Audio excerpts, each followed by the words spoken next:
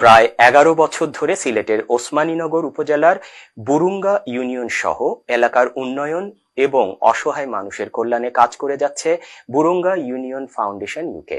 আমাদের সহকর্মী জুবেল আহমেদ শেকেল জানান, এরই ধারাবাহিকতায় বন্যায় ক্ষতিগ্রস্ত মানুষের মাঝে নগদ অর্থ বিতরণ করেছে ফাউন্ডেশনটি।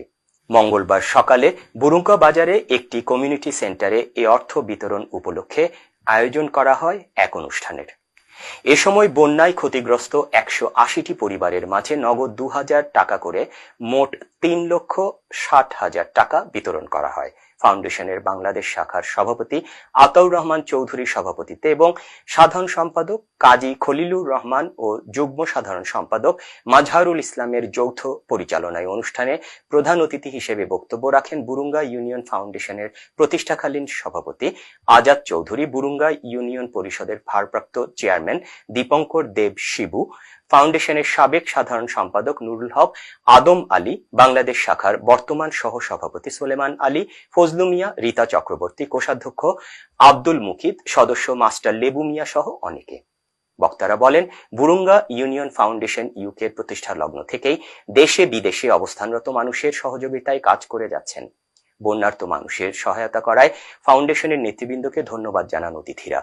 এ সময় বক্তারা ফাউন্ডেশনের নতুন কমিটিকে অভিনন্দন এবং ইউকে শাখার অফিস সম্পাদক জুবের চৌধুরীর সুস্থতা কামনা করেন। অনুষ্ঠানের শুরুতে পবিত্র কোরআন থেকে তেলাওয়াত করেন হাফিজ নাবিল আহমদ।